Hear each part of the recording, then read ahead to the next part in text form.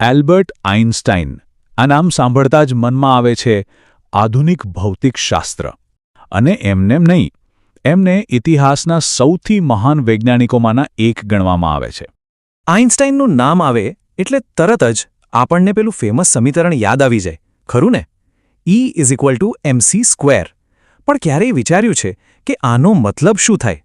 સાવ સરળ ભાષામાં કહીએ તો આ સૂત્ર ઊર્જા અને દ્રવ્યમાન વચ્ચેનો એક ઊંડો સંબંધ બતાવે છે. એમ સમજો કે આ બંને એક જ સિક્કાની બે બાજુઓ છે.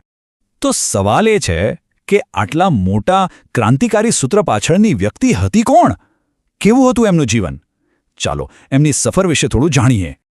ચાલો ત્યારે આ અસાધારણ વૈજ્ઞાનિકના જીવનમાં થોડા ઊંડા ઉતરીએ અને જોઈએ કે એમણે વિજ્ઞાનની દુનિયાને કઈ રીતે હંમેશ માટે બદલી નાખી. આઇન્સ્ટાઈનનો જન્મ થયો હતો 14 માર્ચ 1879ના રોજ જર્મનીના ઉલ્મ શહેરમાં. અને તમને ખબર છે, એ નાનપણથી જ ગણિત અને વિજ્ઞાનમાં જબરદસ્ત રસ ધરાવતા હતા. એમની આ જ જિજ્ઞાસા અને લગન હતી જે એમને 1921માં ભૌતિકશાસ્ત્રનું નોબેલ પારિતોષિક અપાવી ગઈ.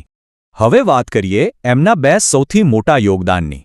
એવી બે શોધો જેણે બ્રહ્માંડને જોવાની આપણી આખી દૃષ્ટિ જ બદલી નાખી. આઇન્સ્ટાઈને બ્રહ્માંડને જોવાની આપણી દૃષ્ટિ કેવી રીતે બદલી એ વાત ખરેખર અદ્ભુત છે. જુઓ, એમના સાપેક્ષતાના સિદ્ધાંત પહેલાં આપણે બધા એમ જ માનતા હતા કે અવકાશ અને સમય બે અલગ અલગ સ્થિર વસ્તુઓ છે. પણ આઇન્સ્ટાઈને આવીને કહ્યું, ના, એવું નથી. એમણે બતાવ્યું કે અવકાશ અને સમય તો એકબીજા સાથે વણાયેલા છે, જાણે એક જ મોટી ચાદર હોય, જેને સ્પેસ ટાઈમ કહેવાય છે. અને વાત અહીં પૂરી નથી થતી. એમણે એ પણ સમજાવ્યું કે સૂર્ય જેવા ભારે પદાર્થો આ સ્પેસ ટાઈમની ચાદરને વાળી દે છે, અને આ જે વળાંક છે ને, એ જ ગુરુત્વાકર્ષણ છે. વિચાર તો કરો, આ એક જ વિચારથી બ્રહ્માંડ વિશેની આપણી આખી સમજ કેટલી બદલાઈ ગઈ. એમનું બીજું એક મોટું કામ હતું ફોટોઇલેક્ટ્રિક અસરને સમજાવવાનું. એમણે બતાવ્યું કે પ્રકાશ માત્ર એક લહેર નથી, પણ એ ઊર્જાના નાના નાના પેકેટ એટલે કે કણ જેવું પણ છે. હવે આ સાંભળવામાં કદાચ નાની વાત લાગે, પણ આ જ નાનકડી શોધ આધુનિક ઇલેક્ટ્રોનિક્સ અને સોલર પેનલ જેવી ટેકનોલોજીનો પાયો બની.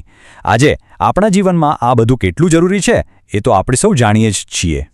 પણ આઇન્સ્ટાઈનની ઓળખ માત્ર એમના વૈજ્ઞાનિક કાર્યો પૂરતી સીમિત નથી. એમનો વારસો એનાથી ઘણો મોટો અને વિશાળ છે.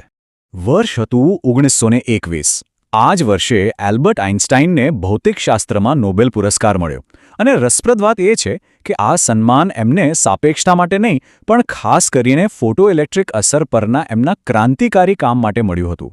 એટલે જ આપણે કહી શકીએ કે એ માત્ર એક મહાન વૈજ્ઞાનિક નહોતા. આઇન્સ્ટાઈન એક માનવતાવાદી હતા, શાંતિના હિમાયતી હતા અને શિક્ષણના ખૂબ મોટા સમર્થક હતા. એમનું વિઝન લેબોરેટરીની 4 દિવાલો કરતાં ઘણું મોટું હતું. અને બસ આ જ કારણ છે કે એમનું જીવન એ માત્ર સાયન્સના સ્ટુડન્ટ્સ માટે જ નહીં, પણ દુનિયાભરના યુવાનો માટે આજે પણ પ્રેરણાનો એક બહુ મોટો સ્ત્રોત છે. તો અંતમાં એક સવાલ વિચારવા જેવો છે. આઇન્સ્ટાઈનની કઈ શોધની અસર આજે આપણા જીવન પર સૌથી વધારે જોવા મળે છે?